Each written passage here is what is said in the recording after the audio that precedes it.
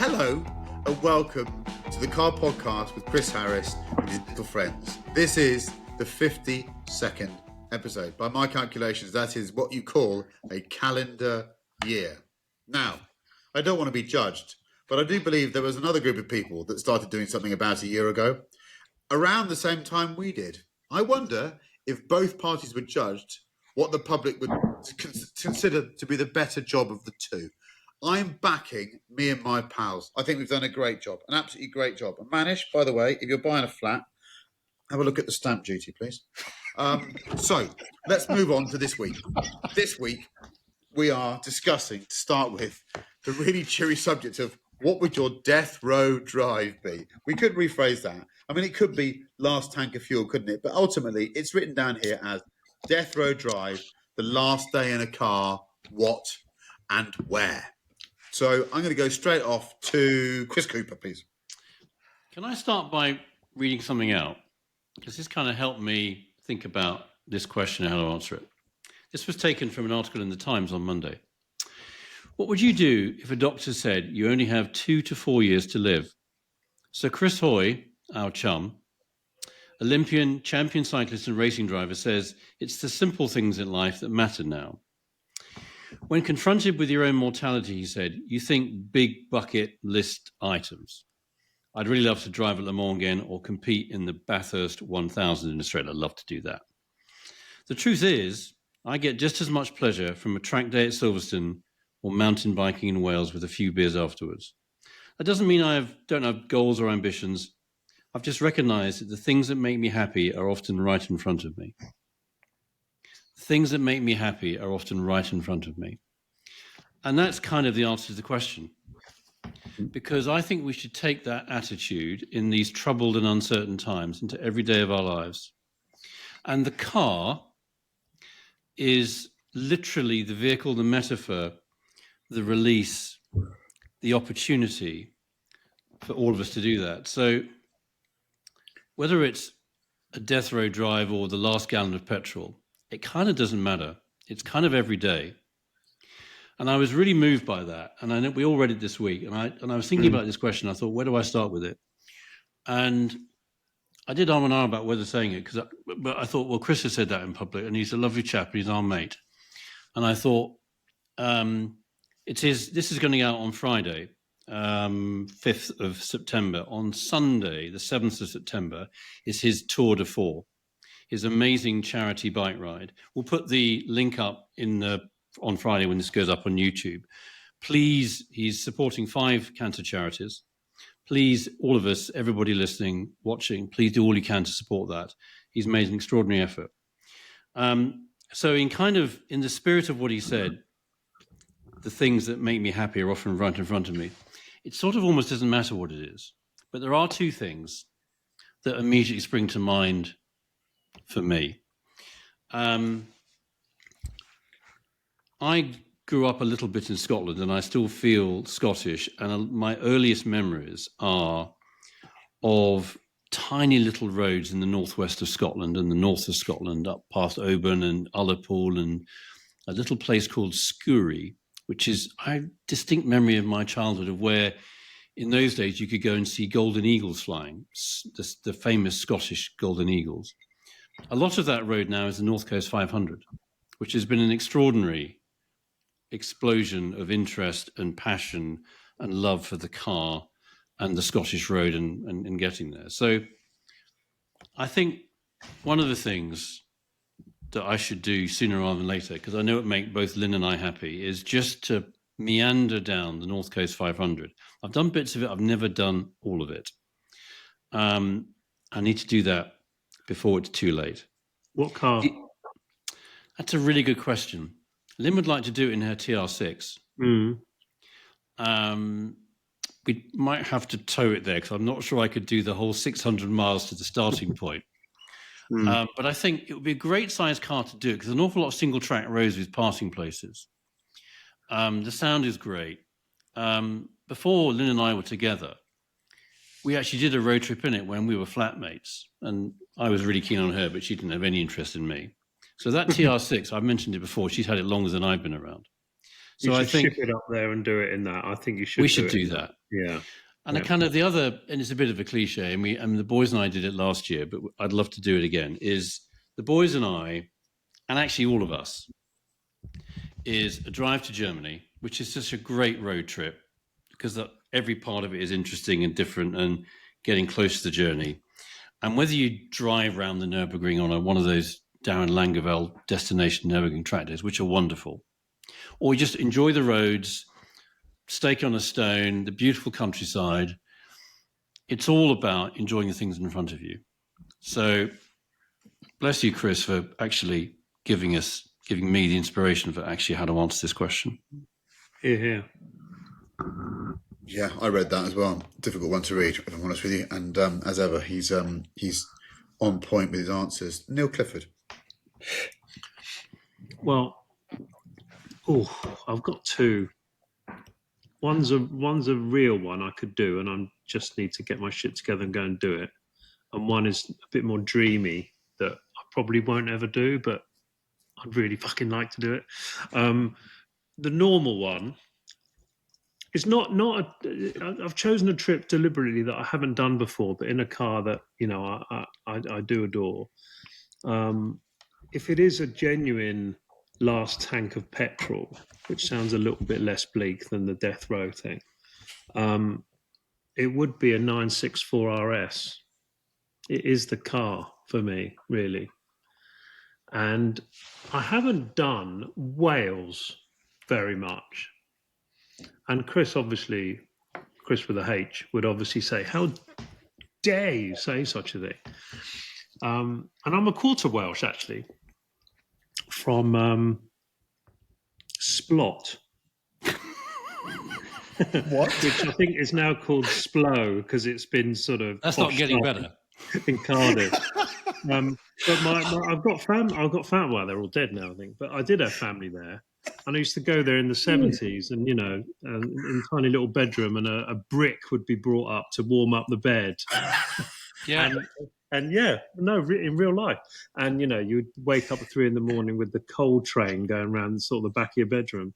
But nevertheless, I've got good memories of Wales, but I haven't really done the roads. So I've got a little map in front of me. I'm driving from here on my 964S, but I'm cutting off at Swindon. I'm going to go say hi to Matthew Beard, and then I'm sort of Cirencester, Stroud, cut across sort of Gloucester, Wye Valley. I've never really done that bit. Then I'm going straight across into the Brecons. I had an auntie in Merthyr Tydfil, actually, had a beard. So I'd maybe go and see her in some sort of cemetery. Down Pontypridd, then sort of cut across, end up right at the other end. I don't really pass the is it the Mumbles? Swansea. I haven't really been out there. My uncle Alan had a caravan where that big airport is, where the BA planes sort of used to go and get serviced. Cardiff, yeah. Because everyone got paid off, didn't they, from the coal mines and bought a caravan and a gold bracelet, basically, in about 1977. And then I would head up. And I haven't done that whole west coast of Wales. And I'd end up, and I've never been there. I really want to go there. It's Port Merion. Oh, it is. Yeah. It is fantastic. Yeah, and I've never fucking been there. How embarrassing. So the real one is Wales. That's my long story. My short story is the dream thing, which, I sort of want to do it, but sort of don't want to do it, is a D-type Jaguar Mille Miglia. Oh, I almost would rather just sit in the passenger seat and be sort of Jenks as opposed to do it myself. But I don't know whether I'd want to be in the passenger seat of a D-type Jaguar. But nevertheless, I've got that scratch of the Mille Miglia, which frankly I should sort of pull my finger out and go and do that. It's 4 days, not 3 now, so maybe I could possibly do it and not get too sort of knackered. But maybe it's easier to do the Wales thing. Those would be my two. If I can sort of have 2 death row drives, that would be it. Organisable. And the other thing is that at Port Merion, I think you can still drive on the beach. I think there's a bit where I don't know whether they stopped it or not through bad behaviour, but you could take your car on the beach and skid about. And wow. It's brilliant. It's a really cool. A big balloon. I don't. It's embarrassing. I've never been up there at all. I'm going up a week on Friday. Maybe you should come. I know it's good. I'm going up a Goodwood weekend. So, Manish, what about you? Did you hear Mr. Cooper's little prisoner reference there, the big balloon. Yeah, yeah, Marion, Not I a love number, it. I'm a free man. yeah. In 2000, a really good friend of mine got married. He lives in New York, and he had bought a new, I think it was a CL 500. This isn't the car I'd do this in, but he likes his cars. He's not bonkers about cars, but he likes his cars. He's a man of some substance, so he can buy the odd good car. But he did a drive that's supposed to be quite sort of legendary, and I remember he took some photographs, and this is sort of pre-iPhone, so proper photos on film, and I'd never seen anything quite so stunning. But he did that thing, Route 97, the Hawk's Nest. He did it, and he did it in the autumn, and he did it at CL 500, and it's along the Delaware River, upstate New York, basically. Yeah. And I mean, I challenge you to find more beautiful photographs of any road in the world. If you just Google it, I mean, I've got some photos that he took from the I've driven journey. that. But if you look at it, and in the autumn, it's that classic upstate New York, classic Pretty. America. Lovely. In the autumn. It's just extraordinary. They've just got reds and yellows and ochres and crimsons that we just cannot imagine. But this road is a proper. I mean, it. Imagine Herman Tilke designed a circuit. Imagine the exact opposite. That is what this road is. It's just It's fast. good then. It's fast. I think driving in America is a good suggestion, Manish. Really, he said it was just the best drive of his life. His father had a couple. His father, in fact, used to own 2 Gullwing 300 SLs. He came from that kind of family, extraordinary family. And I'll tell you the car that I'd like to do it in. And I've, one of the absolute pleasures of doing this podcast are the people that you meet, because they feel they know you on the basis of the podcast. I think they probably do after 3 years. But I've got to know Jonathan Connolly quite well, and he has the car that I've now got the worst crush on in the world. I've talked about it a couple of times. The Ferrari 308 GT4, the Sasha Distel 4-seater. So he has a silver one with navy blue interior that actually rookies did.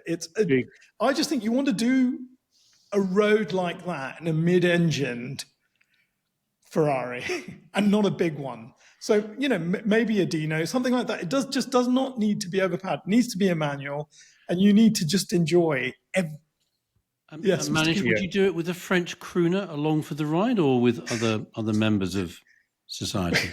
Well, I mean, I would love to do this with Sasha Distel, because remember, he had that fantastic line. He said, "It's all right," as he went to kiss this woman. "She's my wife."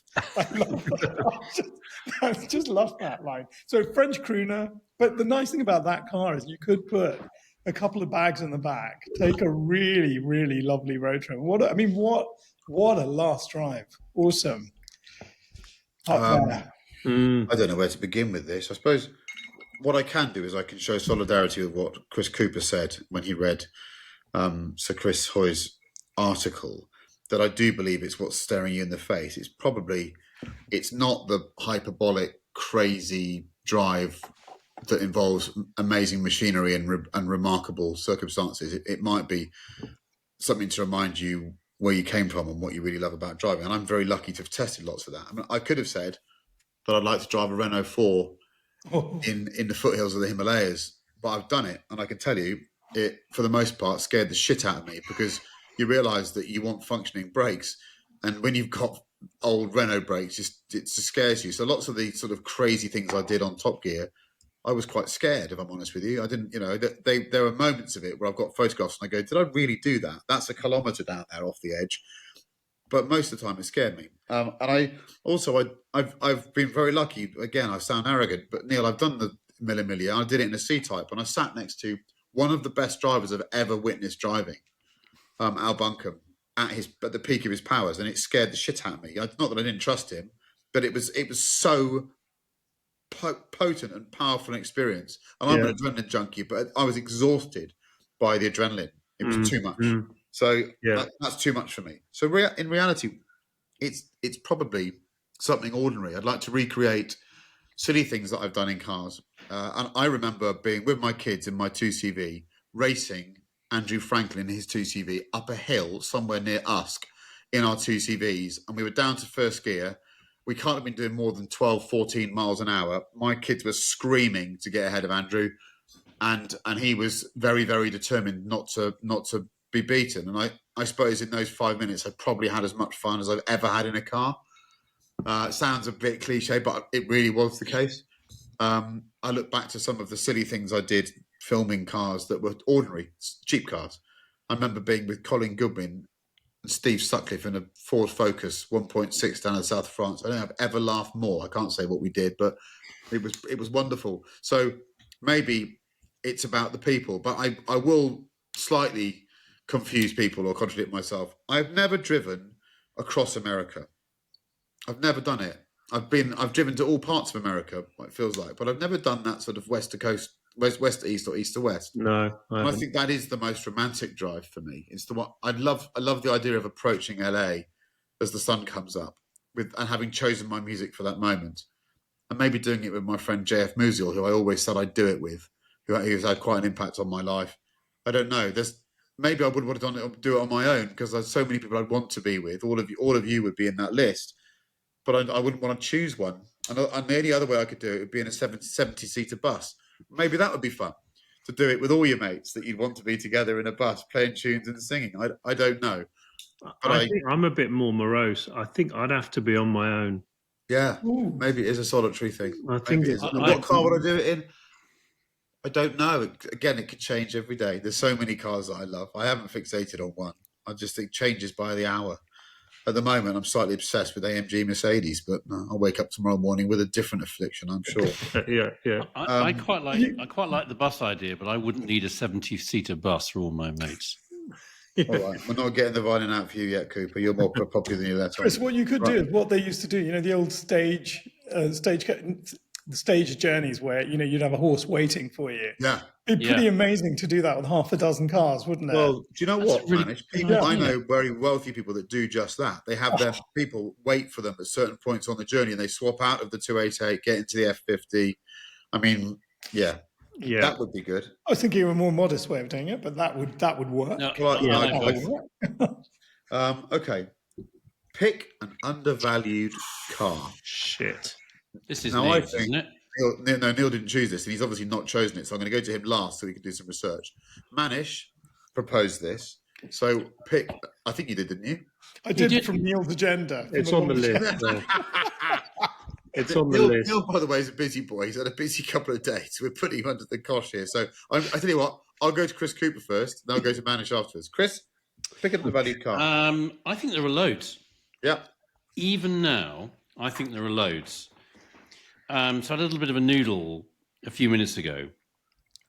And I wondered whether we also meant not just they're cheaper than you think they should be or could be.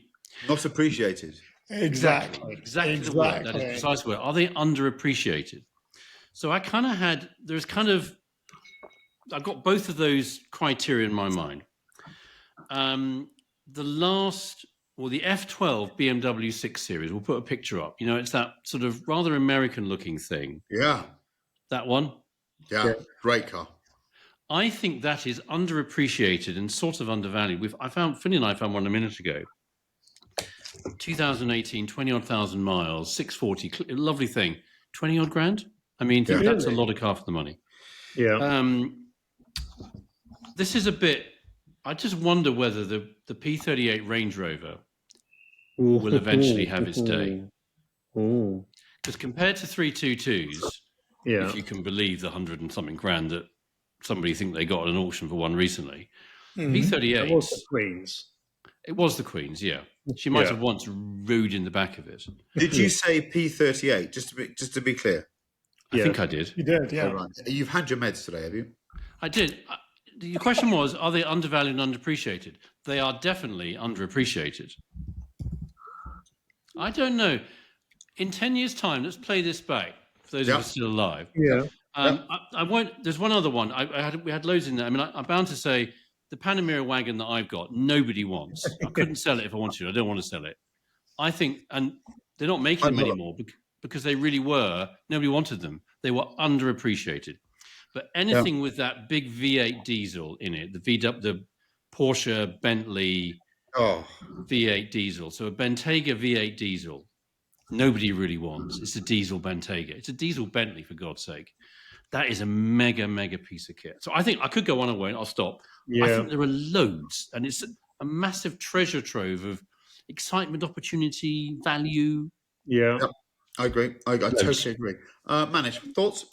I think there are only two, actually. Oh, No, I'm joking. There are two that come to mind. I've mentioned one of these before in a different context, but I think the Porsche 944, especially the turbo, I have a feeling that I just think at the time that car was amazing. There are few about now. I would imagine if you found one of those that had been reasonably well looked after or found someone who could fix one, that is a mega car. It was a mega car at the time. I think the aesthetics have kind of come back as well. There's something about them. They're a lot smaller in real life as well when you see them. So they're just beautifully scaled cars. And they were I know, they were never quite the poor man's 928, but I just always viewed that as a kind of entry-level supercar, and it really was an entry-level supercar. And it didn't break down. I saw loads and loads in California in the mid to late 80s. But the most underappreciated, undervalued car is actually the Ferrari 456M. Yeah. That is the peak. It's so beautiful. One day, people will realize what that car really is. It's got to be an automatic. Well, exactly. So I'll just let you know now that if you're listening to the podcast, you might understand what we just deleted before this. Neil Clifford, you've had a few minutes to think about it. Sometimes you come up with better answers when you've only had 1 minute to think about it. Yeah. I mean, we could have a list of 10 each here. And I suppose it's our silly obsession with cars in general that we could name so many that we think are both undervalued financially, but or maybe underloved and they should be loved more. I'm doing the money thing. I'm doing for 20 grand today on Car and Classic, you can go and buy a collector's grade 19,000 miles from new, full service history, Lotus Elise S1. Yeah. I honestly think I was 24 grand actually, but for 24 grand, you would not have more fun in driving a car than one of them. It's absolutely magical little thing, and you can go and buy some shit new car for 40 grand. Yeah, do you know what I mean? That's gonna, I had a hire car last week. Honestly, there must be some sort of underground strategy of just killing the whole automotive fucking industry. They're really, honestly, it's shocking how annoying new cars are. Beeping, beeps used to be about, oh, you've got a problem, you've got an oil leak, or you've got low oil pressure, or you've got the thing constantly fucking makes noises and different noises. So you don't know, is that the speed one or is it the lane one? And if it's a hire car, you don't know where the manual is, you can't turn it off. It's a Volkswagen, very good car in many respects, a Volkswagen bus for nine people on holiday. But honestly, there must be some sort of underground mission just to bring down the whole of this bloody industry. Because there's no way you'd go and write a check for 40, 50 grand for one of those new bloody things, in my view. You go and buy this and then get yourself a 322 Range Rover for 10 grand as well. And, you'll be dead before they break. Service them every year. And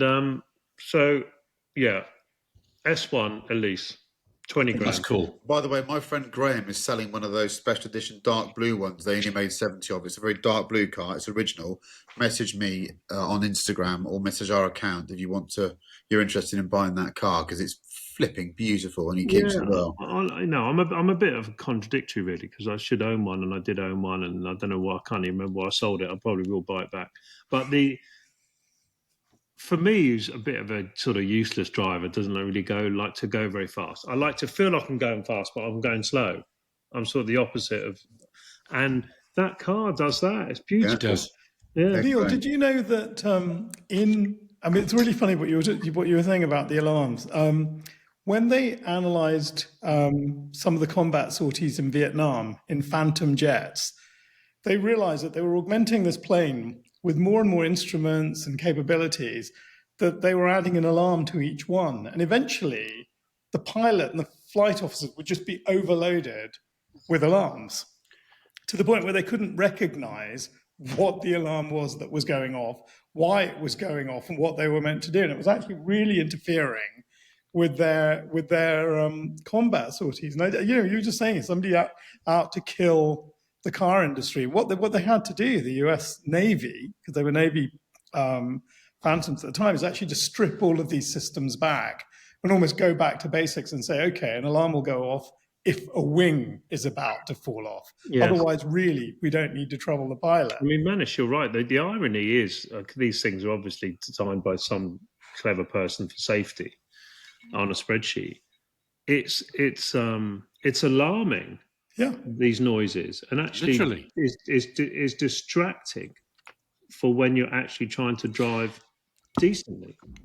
So it's a real bloody cock up, the whole But thing. can you imagine the brilliant mess of a haptic display trying to find your way through a menu whilst 20 alarms are going off? Yeah. You're right. I Someone's trying to think kill a we car. weren't allowed to see the cockpit of the F-35 when we filmed it, but I'm led to believe that some days it won't wake up. You can imagine. Yeah. So ultimately, it's a bit like that.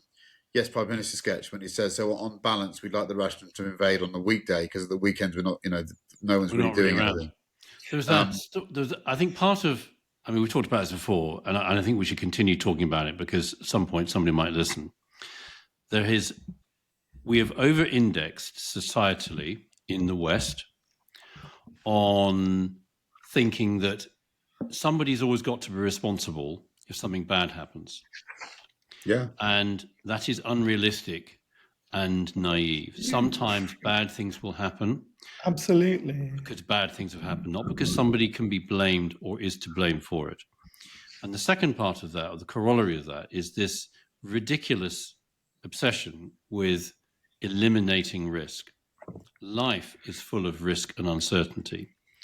And this nanny knows best philosophy and approach of all of these bings and bongs and alarms because you might be doing something wrong, ironically, probably increases the chances of bad things happening because the responsibility, the ownership responsibility, ironically diminishes the more you think somebody else is watching something for you. It's a road to madness.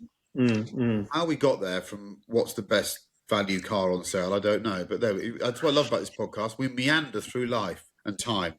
Here we go. I've written some down here. So I always think undervalued and underappreciated has to be relative to something. And the principal ways that you judge it are, what did it cost new? What do we think we knew about how much it cost to make the car? I.e., it always feels better if you know the car costs so much for the car maker to make that you're getting value from the start because they took it. Like a Veyron cost 10 million quid each to make, but if you could buy it for 1.5, your quid's in straight away, aren't you? It's all about man maths in many ways. Yeah, It's also, totally. is there another car that shares something mechanically with that means that only the cognoscenti know that you're getting 9/10 of the really expensive one? But you've got, I love all that stuff. That's the way people like us approach this subject. That's a good one, that one. So I always think the R129 SL500 with the correct V8, with the multi-valve V8, is a great example because it's so perverse that the more expensive to develop two-door, beautiful convertible of a 500e is worth about 1/5 of the price. Yeah. It's just as fast. It's a bit more wobbly, but basically it's got that amazing engine. It doesn't weigh an awful lot more, and the roof goes down. I mean, it's amazing, really. So you look at the price of those things; they don't really go up that much. Never. I totally agree with Chris Cooper. My friend Tony Isles, who's a listener of this, let me use his Cayenne V8 diesel over the summer. Yeah. Honestly, with the 18-way electric adjustable seats in the air suspension, I spoke to someone at Porsche last week who's quite high up, and he admitted that might be one of the best cars they've ever made, including all the 911s. So that's amazing. R33 GTRs. I've been looking at these. Why is an R34 worth 300 grand and these are worth 80? I much prefer the way they look, and ultimately they're all a handful to drive. M6 Grand Coupe of the same model that Chris Cooper is. I see those four-door M6 Grand 25 grand. Coupes. God, what a car! Yeah.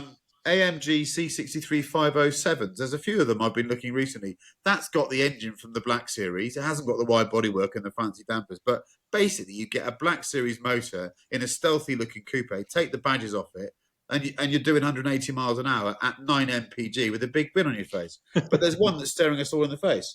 The most undervalued car for me by miles at the moment is a Ferrari 296 GTB. They are just they cannot sell them. There's cars that were 300 grand that are worth 140, 150 grand in the trade.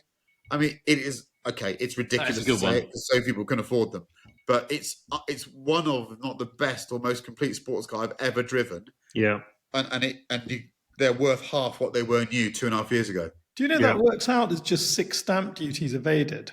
Literally. Exact number. Also, I want to be clear here, Manish is a very, very staunch Guardian reader. Even he's having a pop. Right. Yeah, I think 296. Just look at them. I mean, what a car. Yeah, they're quite wide, but they are amazing. What has happened to Ford, and what do we want them to do? It's interesting, this, because I'm not sure it's in quite such the pickle that the question might suggest, but there we go. Let's put this to Manish first. Oh my days! So another lovely thing about this pod is it is an opportunity for me to feel guilt-free and read about a subject that I know very little about. And, in many ways, you are Melvin Braggs in our time, which sadly has just ended. But within our podcast, aren't you? We're going to be Melvin from now on. God, the greatest. That and Desert Island Discs. That's it. You could send me anywhere. If I had a lifetime supply of those, I'd be just the happiest guy in the world. Boring. As soon as he starts, I'm right on the off button. In the year 1642, Harold. I mean, who gives a fuck? I love everyone is represented here. Manish, you have the floor. I love it. So it's funny. The answer may well be in your question. So I had no idea that Ford in America are unfortunately the recall kings of the United States. And I was looking at some quite scary number. It says it's the number one recall manufacturer in the United States, 2025. So far, there have been 105 recalls with 7 million vehicles recalled, making up 39% of all recalls. The next highest is 9%. So it's probably not now, when they go into them, a lot of them are tiny things, little software fixes, a light that doesn't work properly. Is you get a free you just get a free software download. But the flip side to this is that Ford have sold 190,206 vehicles in the United States in August, up 4% for the year, and year on year, and 6.6% over the year. So I think you're probably right. And I didn't know, our government underwrote a £1 billion loan to Ford here in the UK for R&D, all to be spent in Essex at their R&D centre. They employ 5,500 people there, which is kind of incredible. So I don't do what Mr. Cooper does for a living, but I guess Ford are going through the same growing pains that all mass manufacturers are going through. They used to build X. They were very successful at building X, whether X was an F-150 or a Probe or a Focus. And now they're having to think about the brave new EV world that we are about to enter. And there are growing pains in this. And the growing pains are very technical growing pains. Now, I think your mate, Jim Farley, has said their real problem is quality control. but they're putting their backs into trying to sort this out. Another article that I read said it's very difficult to judge in a short period of time whether quality control improves, because by definition, you need a year or so. You need to see how the recalls are going. So I guess my very scattered answer is it looks like they're trying to adapt to this great new 21st century. They are having some problems doing it. Who isn't? They may be pushing perhaps harder than other people because of the sheer number of recalls. A lot of these recalls are very minor, but people have quite a lot of faith in them, and certainly our government does, by giving underwriting £1 billion loan. There's the answer. So they're doing it. They've identified the problem and they're trying to fix it. Neil Clifford, do you like a bit of Ford? Yeah, I do. I do. I love the logo. I think it's one of the best car badges. I love the blue. I love the font. I love the fact that it hasn't really changed. I love that it's fundamentally still a family business. Just about. I love its connotations of blue collar aspiration. You know, it's a car for the people, isn't it? I like the fact that it's not overt and flashy.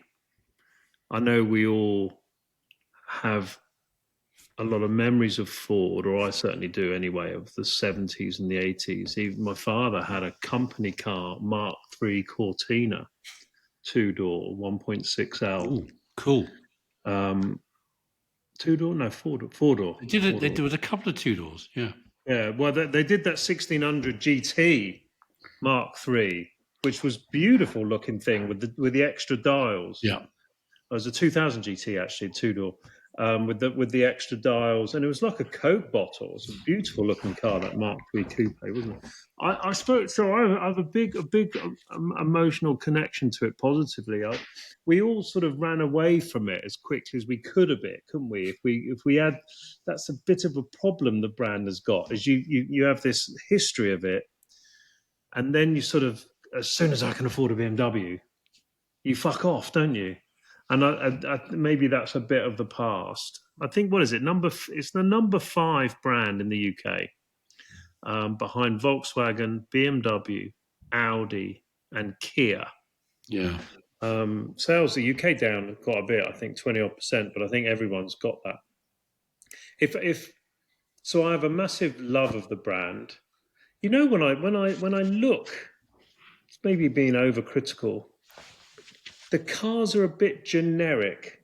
They all look the same. They're just bigger versions and smaller versions of the same bloody car. I don't know whether it is a Puma or that Capri thing. That could go fucking. Didn't harm Mercedes and BMW in the 80s. That's No, it didn't. But when I look at Puma, which I think is the number one seller, or Focus, what did it? Puma. The Puma is the number 1 car in the UK. I got that right on a BBC game show that's going to be So recently. you can't criticise that in any way. It's the best-selling bloody thing. But if I see a Puma or a Focus, they're maybe rightly, you know, they've got that slightly Aston Martin knockoff grille that I was always a bit cross with Ford that they did that. You know, maybe it worked for them. On the Mondeo. But even now, it's a bit cheeky. It's a bit. Fiesta was pretty cheeky as well. Yeah, it's a bit cheeky, but maybe it was bloody successful. What I'd love them to do a couple of things. I wish they had a bit more design confidence and balls to do what Renault are doing. And I know it's a bit dangerous, that sort of retro thing, but I think it would be great if there was a bit more emotion and creativity to their design. And maybe that's risky. Maybe this sort of bar of soap, all the cars look the same thing. They're just a bit bigger and a bit smaller. Maybe that actually bloody works because it's got a sort of knockoff Aston Martin grille and it's relatively handsomer thing. I'd also love them to bring the bloody Bronco. that Bronco, I spent a lot of time in America, is fantastic. And Farley is putting so much effort into that. Yeah. I think why they're doing better in the US than they are in the UK, because obviously they're very good at trucks and versions of trucks. And the truck is the car really in the US anyway, F-150, isn't it? yeah. And whether it be at that, F-150, F-250, I'm all seeing of a the lot of big, Rangers and Ranger Raptors over here now, though. I think they seem to have got that market pretty much sewn up. yeah, they have. But I thought what the Bronco should be Ford's Defender in the UK. It'd be a better It's defender. cool. It's cooler as well, and they've got a soft top, and they've got a wide one, and they've got and now Farley's doing some amazing limited edition Broncos, cabriolets, and they've got the retro icon thing coming back. We haven't got any of that. We got all these bloody cars on the UK website that, frankly, they're all a little bit boring. I wish they just were a bit more exciting. And that comes from someone that has a real emotional connection to the brand. Frankly, I thought it was British for about 30 years. It sort of was. Yeah. Can I interject with something that I screenshotted a message that someone sent us, a listener sent us, because I thought it'd be a good pod question, but we're sort of there now. It's Chris Can 21. Forgive me if I'm straying out of my lane here, but I'd love to hear you four's thoughts, memories, and stories about Ford. This is the bit that's critical. A strange brand that has the amazing accolade of being both very American and very British in its feel and personality. Probably the most impactful manufacturer ever. And I think that's the thing that comes from this, is that how can two completely different countries from across a massive body of water feel they own the brand? Yeah. Like you, I honestly, I had no idea it was American until I was about 16. No, I didn't. No idea. I think it's. I mean, they've been making cars in the UK since just after World War One. I mean, a long time. Exactly. Yeah. And it was only relatively recently they stopped making anything with four wheels on, make engines. But the last factory that made vehicles was the Transit factory. Was that down in Southampton? Yeah. Dagenham went before Southampton, I think. Right. I was trying to think of an analogy, and our correspondent's observation about US and the UK is a really good one. I was trying to think of an analogy that sums up what's happened to Ford. Ford used to be the Woolworths of the car market. It was in everybody's life. For every man, yeah. It was for everybody, not just for certain sections of society economically. It was kind of for everyone. And I certainly felt when I was growing up, every high street I went to had a Woolworth in it. And we thought it was British. We didn't know it was an American origin. Didn't figure at all. I think it was American origin, wasn't it? Somebody will correct me if I'm wrong. Yeah. Does anyone like to hazard a guess as to what the Ford, this is a bit UK-centric, apologies for those in the former colonies. What was Ford's market share in the UK in 1987? 25%. 21. 29%. Wow. And it was basically, it peaked at 1980, 30%, and all the way through to the late, around about 1990, 25, 26, 27%. In 23, it was down to 7.6%. What happened? I mean, it sort of feels a bit like the Woolworth analogy. It sort of works really. A couple of things happened. First, sort of everybody tried eating their lunch. And my memories of growing up, and my father had Fords as company cars. Mm-hmm. And you go to the motor show, it was in those days, and you get that beautiful big brochure. And you look at the back and you said, was it Eagle House, Whalley Way, or Whalley House, Eagle Way, whatever it was. You think that's somewhere in Essex, and it's clearly, that's the centre of everything, and the factory's there, and God, what it'd be amazing to go there and see all those big ideas being made. And you'd get the brochure, and it would have, because for a long time the Fiesta wasn't there, it was just a Mark II Escort. First one I remember was a Mark II Escort. And then Mark III, Mark IV Cortina, Mark V Cortina. The Sierra was so exciting, and Granada, did it have a vinyl roof? All those kind of exciting. It was kind of every part of our life. That had all the extras and all the prices of every single extra. It was beautiful. Just nerds' paradise. They were Bauhaus design. They were so good. And some of them had. There was the Motor Show one occasionally had the Australian Fords you could buy in the UK. I suspect through some dealer somewhere in London. But you think, well, they're somehow slightly strange and slightly alien. I'm going to stick to what I know best and what the family knows best and what our friends had. It was part of everybody's life. I think people started eating its lunch. There weren't an entry-level Mercedes or BMW was an old one. And then the German manufacturer said, hang on, we can make a lot more money if we sell 1 million cars a year rather than 100,000 cars a year. And suddenly, and then finance, we talked about that, the availability and social acceptance of finance. And we changed. I mean, Neil, you put your finger on it. Sort of, I'm trying to think when it was that you thought we stopped thinking, I'm proud to have a new Ford. 1990. You think it was as recent as that? Time for Guru. Well, I was dreaming of an XR3 in about 87. Yep. And then suddenly the 3 Series BMW came along, and you didn't dream of an XR3 anymore. Okay, the 1600i, there was a few of those limited edition things, but really you went to BMW, didn't you? What year did the Ford Scorpio come out? Can you remember that? Scorpio was 90s. Yeah, because for me, the Scorpio versus the Granada, there it is. The Granada, I could see a company director in a Granada. I could see that as an absolutely top end car. The Scorpio, I couldn't see it. Do you remember in 1991? I checked this evening because I kind of had I had 92 in my head.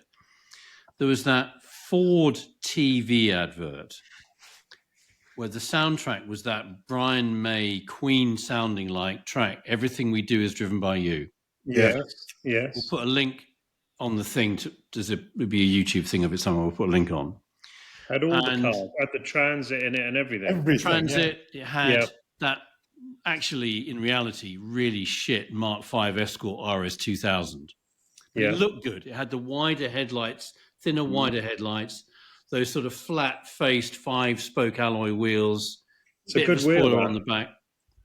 And they had the Sierra Cosworth, the Sapphire, the booted version, the rally car and the Q8 branded sponsorship, whizzing everywhere, Transits, an Escort Cabrio, which was an utter shitbox of a car, let's be honest. But we all wanted one.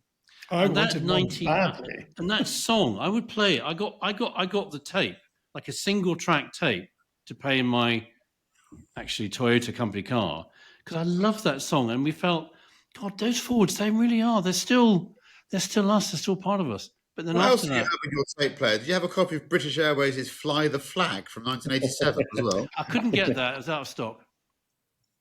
I make a couple of observations there. First of all, I once had a very early column I wrote for Autocar magazine rejected on the grounds that I suggested, coming from Bristol, that the phrase "everything we do is driven by you" might have a vaguely scatological reference. Because where I came from, if you did mess, the verb to do suggested that you just drop your guts. Don't spoil it. So I thought to myself, this was just Ford's management laughing at the fact that the Escort Mark V was a piece of shit and you had to buy it. I think you're absolutely right, but the history of brand within the automotive industry, I think, will view Ford as being quite unlucky. So Ford was a brand that was rejected because ultimately it was no longer aspirational when a load of Germans came along and made the new aspirational marketplace. But what's happened subsequently is that brand doesn't seem to matter as much anymore. And Ford has already suffered. So the idea that Hyundai and Kia can emerge, these are cars that were laughed at 15 years ago. But now they're emerging as with more market share, and no one really cares. I've said this so many times, people that I always thought were very brand sensitive and complete snobs, to use no better word, would only want a Mercedes, will now happily drive a Kia or a Hyundai. I never thought I'd see the day. But actually, they still wouldn't buy a Ford. And I think it's unfair. I really do. It is unfair. That's right, yeah. And I think it's a great brand. And maybe there'll be a sort of blue-collar renaissance. I doubt it. We've gone on too long with this segment, but the only observation I'll make is that I think Ford has maintained its cool far more in America than it has in Europe. That's right. And it still has, F-150, Mustang, Yeah. Bronco. It's managed to maintain its coolness and its sort of core much more. And I don't know Jim Farley, I've only met him once in my life, but he's a really convincing, and I do believe powerful, and he's someone who really cares about his brand as an individual.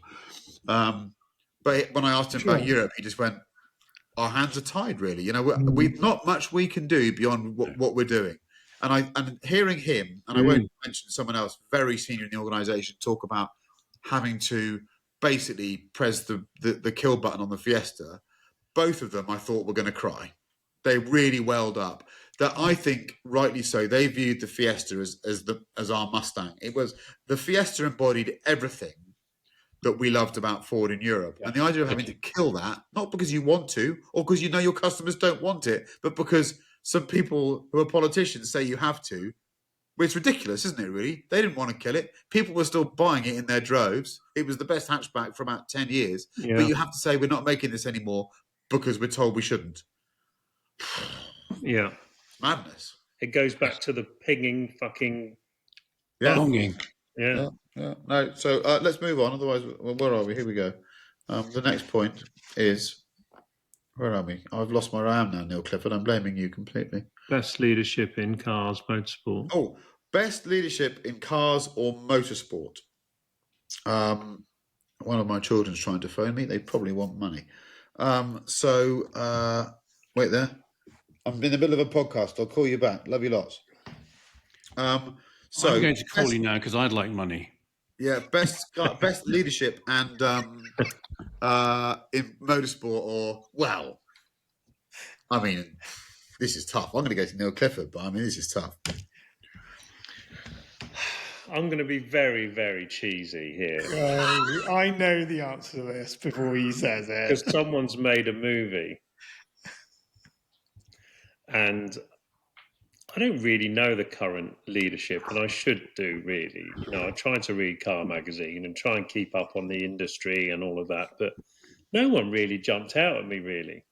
So I'm just going to say I totally fucking love Luca de Montezemolo. Quite right. and there is a movie coming out, and it's almost sold out in the Everyman cinemas, apart from Bury St Edmunds. Please, if you live in Bury St Edmunds, buy some tickets for Manish, because he's looking every day. There's only one bloke going to see the movie in Bury St Edmunds, and they're not going to sell enough pick and mix. And it will be a red on the spreadsheet of a loss-making evening. I'm fascinated by this. Bury St Edmunds is clearly averse to this particular product. We're going to find out why. We're going to conduct some very, very intensive research, find out what's going on. Then we're going to send you all lots of flowers and popcorn to try and incentivize viewing this film. But I can't disagree that it's really all about Luca. But I'm going to pass it over to Chris Cooper. That's a really good example. It is a good example, and we, the film and everything, and it's really, really hard to walk past that. What is good leadership? What does it look like? I spent a lot of my professional life sort of thinking about that and the difference between management and leadership. And the best explanation, the nicest, I'm not sure it's necessarily completely accurate. It's a bit twee. Leadership is about vision, strategy, and where you want to get to. Management's about execution. Now, there are lots of aspects of management which are about, and vice versa. Steady as she goes in normal everyday, you can get away with not being a great leader. Execution is clearly quite important. So I was trying to think of another example where it was obvious something was missing from the simple performance of the organization. And it was interesting. It has been interesting, and it's still interesting to watch somebody deal with that and the words they use and what they say and the effect that they're having. And that's James Vowles at Williams Formula One. Well, he's lovely. We should get him on here. We definitely should. He's got I think he's a very interesting voice. guy. And he talks about, he's a very clever engineer. He could get really, really bogged down and working in the business, not on the business, as that cliched phrase always goes, because he probably could do every job in the business because he's very, very clever. He's done most of them. But what I've been most impressed by is he sort of stays above that to say, actually, what kind of place are we trying to be? What do we believe in? How important and what do we feel passionately about winning? How are we going to win? And everything he says and does is about setting that principle, those values, that culture. Because I'm a firm, you can't, I'll shut up in a minute about this boring stuff, but you can't change culture. You can change the things which affect culture. Most culture change programs fail because they try and change the things that you observe. You can't do that. You have to change the things which affect it. And 95% of it comes from what leaders say and do and behave, particularly how they behave when no one's watching. It's the biggest test. And I think James, my sense is, and that's why I'd like to get him on here. Let's do that. Because I'd like to get his view about, Williams. We all love Williams. I grew up with it. Nigel Mansell, Alan Jones, 1979, 1980 world champion, Frank and Patrick, and then Nige, my absolute all-time hero. And then it just got worse and worse and worse. And he's come along, and that's what I think leadership looks like and how he's done it. So I think after Luca, which is just an extraordinary example, unique in that environment, I think James Vowles is. I agree. Pretty good. This is what's your favourite man crush? Yeah. It's a bit of that. I'm not even sure I'm going to hand this over to Manish, but I will. I really thought Neil was going to say Toto. I really did. I thought I might smile. I thought, oh, man crush. Toilet.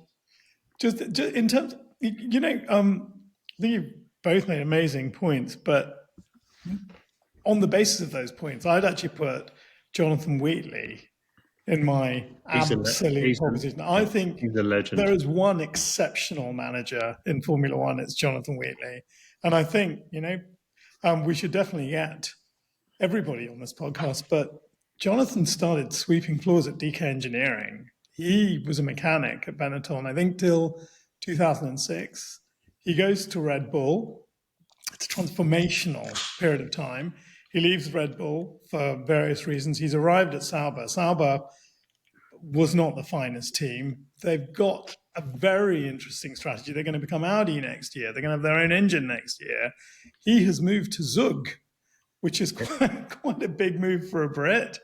And just week in, week out, I think to transform a team or to engineer a tiny transformation of a team in the middle of a season is very, very difficult. And to do it when it's all changed next year, so no one really cares, is even more difficult. And he is just an exceptional human being. He also managed to win a world championship by, in my humble estimation, bullshitting live on TV to whilst 80 million people were watching. He actually single-handedly won a world championship. I don't think he bullshitted. I just think he lobbied. I think he played the game. He played the game. It was, but just brilliant. I mean, how many people can say that they've won a world championship over effectively a telephone call? He's got great hair as well. He's got good hair. He's got good hair. John Wheatley is the business. He is the business. He's properly impressive, is Jonathan. Scarily impressive. He knows we love him. I'm trying to recreate a cover of Autocar and Motor magazine with him from 1988. I'll leave that with you. But we've exchanged notes, and we're going to try and do it. So, Jonathan, that's our appreciation to you and your achievements this year. Frankly, amazing. It's not very often that you can absolutely pinpoint the arrival of one individual as being the difference between the beginning and the end of a season, is it? It's quite rare that you get that in any sport. I sort of echo all of these, really. I suppose I like being seduced and transfixed by people. That's why I love Luca, because I don't really understand management. I'm not organised, and my brain can't work like that. So I don't really admire people that make businesses great, because I don't really understand how they're doing it. And I judge it on two things. I judge it on the product, because I'm a product reviewer. So I will always respect the fact that if there's a generation of cars that are brilliant, the person that's running the company they might just be a delegator, but by being that delegator, they've allowed skillful and talented people to do their jobs. So they deserve as much credit as anyone else. Yeah. Right. So I judge it on the product, but I also judge it on the way their staff and their employees and their colleagues respond to them.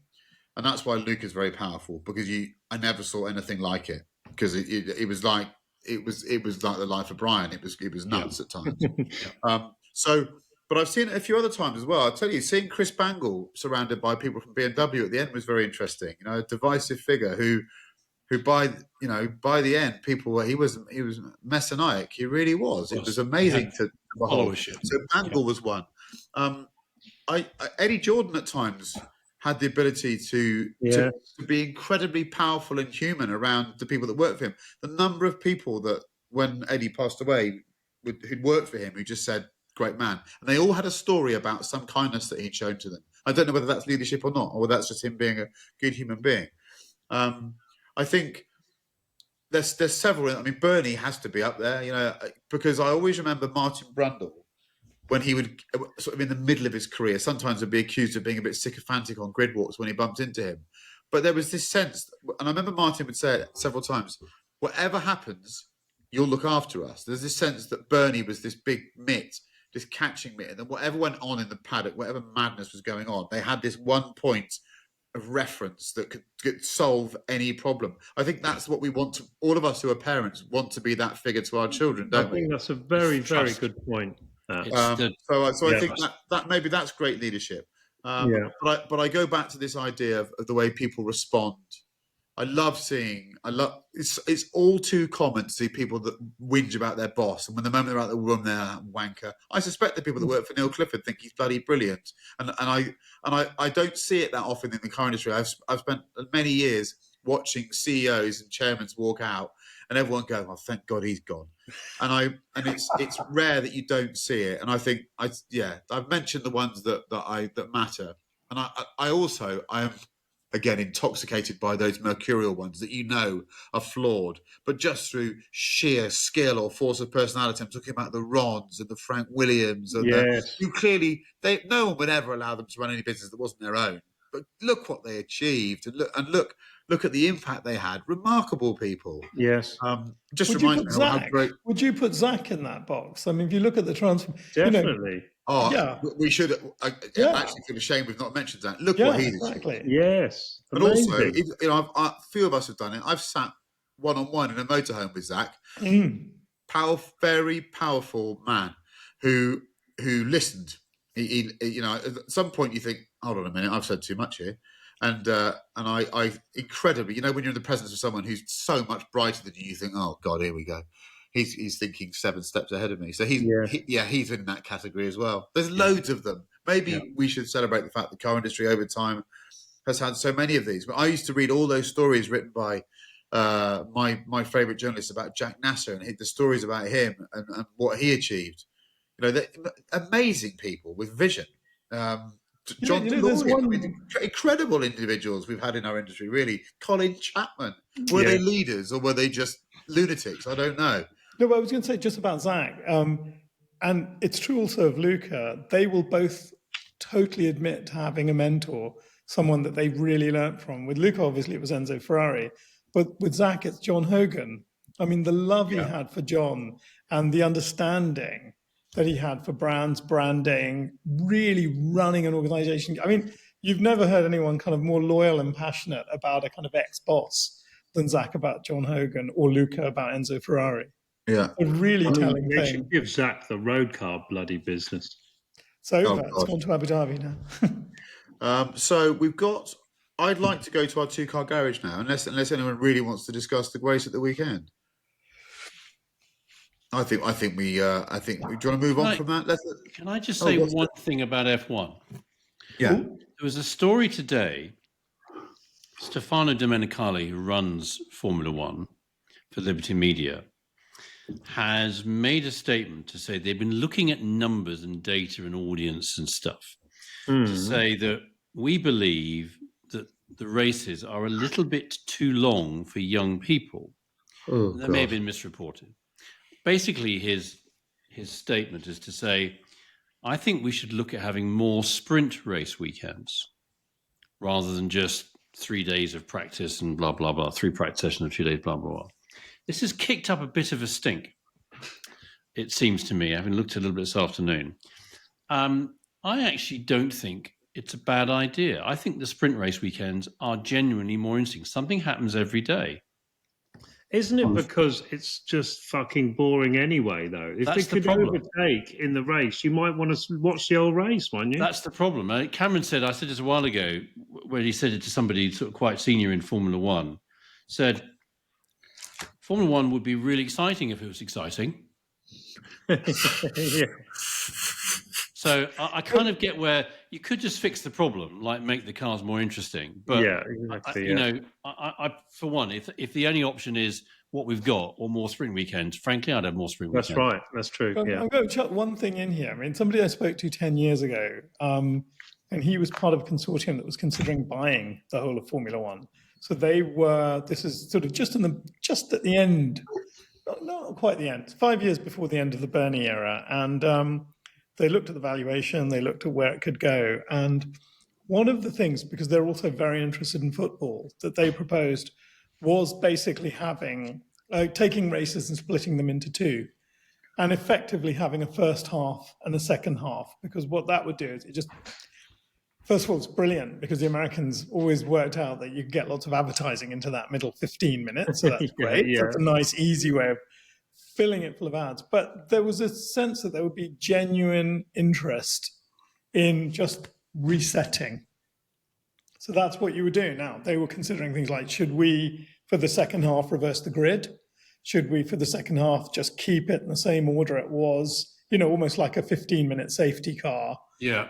So you carry on doing that. And so I think this idea that races are too long, especially for kids to watch, whether, you know, people need a reset, whether it's to go and make a cup of coffee or do whatever. Or have a It's snooze. been around for a while. And I think with Liberty, I think they're a bit more open to stuff like this than perhaps, you know, the last management. But who knows?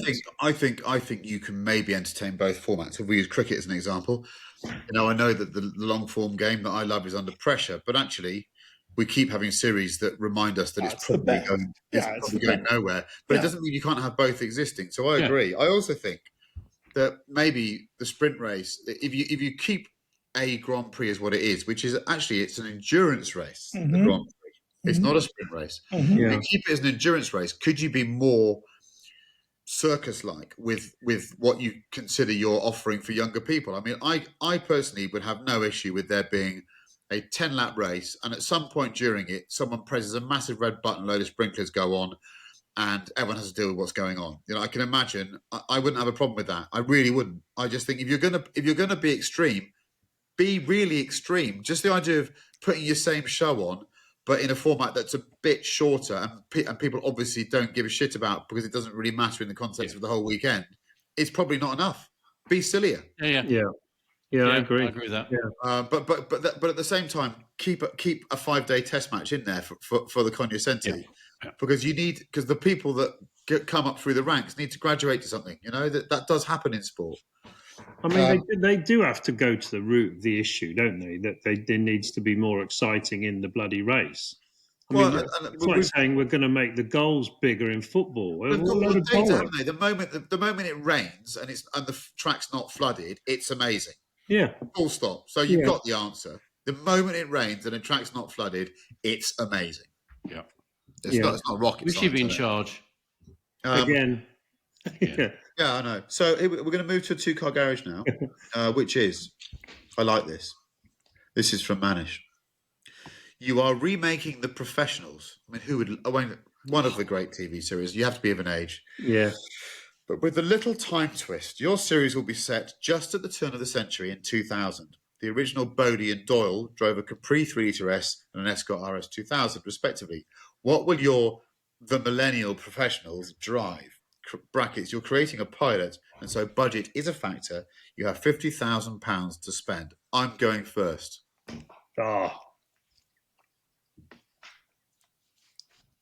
Right. 2000 is about only one type of car. Okay? And Bodie, or my modern day Bodie, turns up wearing a Rally Art jacket, and Doyle turns up wearing a Pro Drive jacket. Of course, I do. I've been on to Car and Classic, who sponsored this segment of our wonderful podcast. And you need to go on the website. There's so much good tackle out there at the moment. So I found on Car and Classic these two, right? So I've got my Pro Drive is covered by this. An Impreza STI, they're not auctions, I'm afraid. An Impreza STI, look at that, 20 grand's worth. And then the Rally Art jacket, it has to be an Evo 6, not a 5 for me, because by 2000, the 6, the 7 had come out, but it's still all about the 6. It is all about the 6. So it's, and they can be, and all that happens is that whilst they're sometimes distracted by solving crimes and dealing with the underworld, most of the time they're arguing about whether the Subaru understeers too much and whether the steering is too sharp and fast in the Evo. That's really the crux of the entire conceit of this series is about, does the Subaru understeer, and is the front end of the Subaru, the Mitsubishi, a bit too sharp? Who would drive who again? Who would drive which? Bodie has Rally Art, Doyle has Pro Drive. 100% agree. Okay. Which car of those, Chris? Because I've owned both of those, and I absolutely hated the Mitsubishi. The Mitsubishi's the one. It felt like I was just driving on ice. It's a bit like a Nissan GTR. Basically, I couldn't figure it out at all. That yaw bollocks, whatever it was. Yeah. And the Subaru, I've got a Subaru. I love it. It's always going wrong. I don't give a shit. I'll tell you what. We'll do a little film. We'll do a film where I get a healthy Evo 6, and I without patronising you, I'll show you how you get round that. Yes, I'd love that.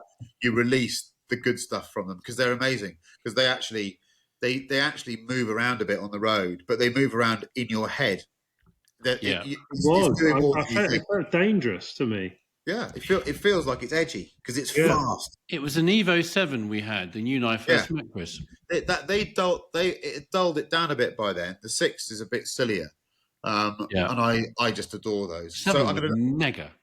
Oh, I mean, for that package back then. Right, so I'm going to go to Chris Cooper now, Two Car Garage. Well, I had it all worked out, and I bloody deleted the email I sent to myself on it. But in the auctions on Car and Classic, I think for the 50 grand there are 3 cars, because you need 3 cars for the professionals. So there was a Bentley Brooklands, for the boss with that beautiful car phone. Yeah. Professionals is just part of our happy childhood. Parts of our childhood might not have been happy, but Sunday night, school night, professionals are on.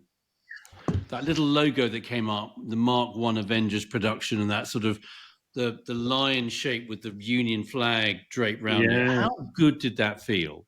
Can I ask one thing? Yeah. With reference to something we talked about earlier, what also did the professionals represent? It's a time when Ford was cool. It was Ford. It was cool. Yeah, it was Ford. It was an odd Dolomite Sprint interloper. Yes. But in yellow. It had a TR7. One of them had a TR7 for a bit as well. They? It was Capri 3-litre S for Bodie. Yes. And an RS 2000 with the tennis racket headrest. Beautiful. With Doyle. Yeah. So big Ford, really. Yeah. So 2000, I reckon, I found a beautiful VR6 Corrado just about to go on auction. 70,000 miles. That just looked fantastic. Bentley Brooklands, the sort of the Silver Spirit shape based Bentley Brooklands. So I reckon Doyle would have the Corrado. Yeah. And Bodie would have a DB7 Vantage. There was just so many choices for a 2000s professional remake in the auctions this week. It's brilliant. Loving it. Neil, what are you going to go for? Look, I think very good suggestions. I somehow you've missed the obvious. It's got to be British. Yes. I know. It's got to be British. It's it's the royal family. It's bloody roast dinners. I mean, it's got to. And if you can't be Ford, because now we've just suddenly shockingly discovered that Ford isn't British. It's got to be really. Jaguar.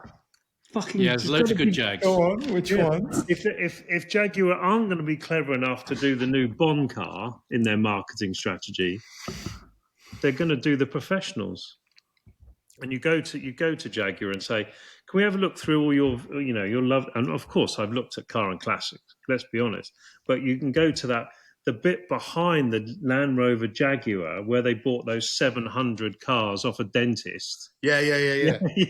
In Monmouthshire. Yes. And I've had a good nose around there a few times. He was a fucking dentist. He had 300 Jaguars. And they bought the whole lot. Fucking unbelievable.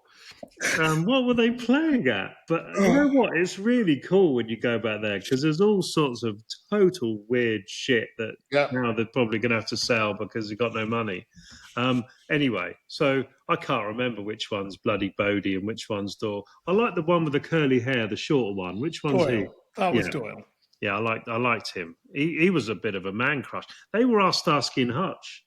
Of course they were. They really were. Yeah. So he's going to have an XJS. So we're going to go a bit vintage, navy blue XJS V12. You know, and this is an auction. I've been very well behaved. Auction. That's going to go for they're always 25 grand, but really they're worth 18. And then you're going to. What other one was I going to do? And then I was obviously, even Tom from Car and Classic said, "Are you living all your dreams through Jaguar?" I got a WhatsApp from him this week, and I said, "Surely it's your number one brand on Car and Classics." And he said, "No, it's actually number 3 or number 4. I can't remember what he said. I think BMW, Porsche, Mercedes is bigger. Jaguar's number 4 on Car and Classics. We would love you to supply some statistics to us, Tom, so we can share them with our listeners." It's GT3. Yeah, exactly. I'm going. I always go XKR. They just nipped in on 1999. Yes, the XKR.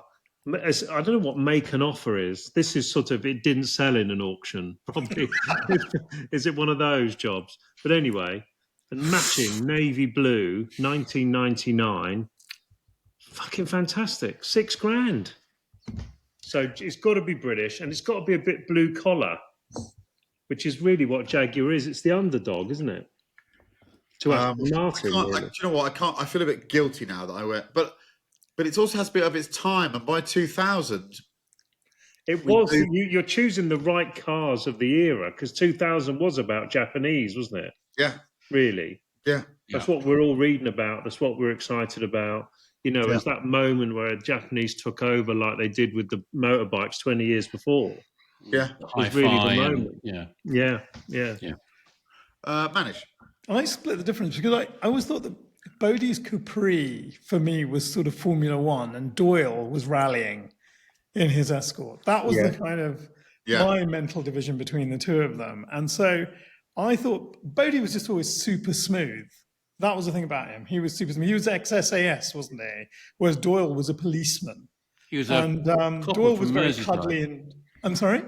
He was a policeman from Merseyside. That was the backstory. I just remember him being just very cuddly and very thoughtful, whereas Bodie would just like fighting. He would just love fighting. So I think I gave Bodie an XKR convertible. Oh, good I man. thought that was just a great. It's also a 5-speed manual. It took me a while to find. What? Yeah, I found a manual, a 5-speed right-hand drive manual. It's a manual. Made one, so I don't know who did it. It says 5-speed right-hand drive, 1998, and it's on Car and Classics in the auction. Manual. And it says manual, and it's black and black. I'm going to look it up now. We're going to get some photos of that. Okay, well, I will forward you the link, and it's got 26,000 miles on it. God knows what it'll go for, but I think probably enough. And weirdly, it's a manual. Go for more than that. Oh well, and here's my other one. I did go for the. I went for the Evo 7. I did. I just thought I could see the modern Doyle chucking this thing about. So you've got the rally boy and you've got the Formula One boy. One of them's very, very smooth and a bit SAS, and the other one's a little bit warmer, cuddlier, and can chuck his car around better. Yeah. That Chris definitely is was really the vexed. Look at that. No, I've just found a photograph of my old G-Wagon towing my fake M5 E34 Touring and it's in a field in Cornwall. I don't know why it's on my phone. It must be the day we collected it. Don't they look good, those E34 Tourings? Yeah. They do. There we Particularly go. with Sorry. the G wagon with clear glass. Did it have double Yes. sunroof? No, it didn't. That one. No, it didn't. Manish. Do you know what? I think you're right. But if it's got a stick that moves across a gate, then they're lying because they never made them. So I think we've covered those. I'm now going to look at some music. Yes. And I'd like to go first to Neil Clifford because I know he'd have agonised for days over this because he's been preparing for this podcast for weeks. At least 30 seconds ago. I'm sounding like Manish now. I had a couple of days in Ibiza last week, and I went to see the Chemical Brothers. Oh. And they didn't play my favourite song because they were sort of DJing. They weren't really doing their own music, so it was a little bit not as good as I thought it was going to be. Anyway, the album Surrender, Out of Control, which is the guy from New Order. He's got a lovely voice. And Noel Gallagher's on that album as well, but I've chosen the New Order one because I think it's actually a little bit better. Yeah. Let's go for Chris Cooper. Just before I do my music, I just wanted to, a number of people have sort of mentioned this on some of the comments on Instagram and YouTube. A couple of weeks ago, I mentioned the fantastic day we had at Riyadh and the Polish F-16 pilot, who was just amazing and exciting and extraordinary. And many of you have seen he very, very sadly died in an accident, a training accident for another air show. It's all over social media, very, very sad. So in the language and the vernacular of people in that world, we wish him blue skies. I'm very, very sorry that Slab had passed away. And I wanted to say that we all had seen that. People have said, have you seen it? Blah, blah, blah. We have. And thank you for everybody for writing in. But it was very, very sad, very, very sad to see that in such sort of, such a shocking thing. Rest in peace. I spent about 2,500 miles at the wheel of a car in the last 10 days. So I've listened to a lot of music, which has been brilliant, really. And just following my nose or allowing Spotify to take, if I choose this song, what are the next 10 songs is going to give me? And I got a real wormhole going for Duran Duran. And I'd forgotten, because it was one of the later albums, it was the Duran Duran or the Wedding album, 93. Yeah. Come Undone by Duran Duran. Come Undone. What a song. Stunning. Nice. Yeah. Great song. Manish. They won an Ivor Novello Award from that album for Ordinary World. Song. Yeah. Ordinary Day? Yeah, Ordinary Day, exactly. Yeah, that's the one everyone knows. And I've forgotten that one. But Come Undone's a beautiful song. Actually, I have been delving into Japan. I've been going back into Japan and listening. You love a bit of Japan. It's You come up love recently. It has with me a bit. David So I've gone Sylvia. back to very, very, very early Japan, their first album, Adolescent Sex. And there's a great song you have to listen to in a car, and it's called Transmission. No pun. It's such a great song. And listen to that when you drive. He's cool. I had to drive something from the 1980s during the week, and I thoroughly enjoyed it. And but I had my thingy in, so I could put my Bluetooth into the fag lighter and it could transmit to the radio. My children hate them because they think they sound so shit, but I don't care. It allows me to use my Tidal account in old cars. And I wanted to sort of feel jivvied up and like I was back in the 80s. And I tell you what, it's cheesy, but the Pointer Sisters, I'm So Excited, is one of the great song. It's one of the great pop songs. Cheers. And you'll be jigging about in that old Recaro seat like I was. Yes. So get it on tomorrow morning to brighten up your weekend.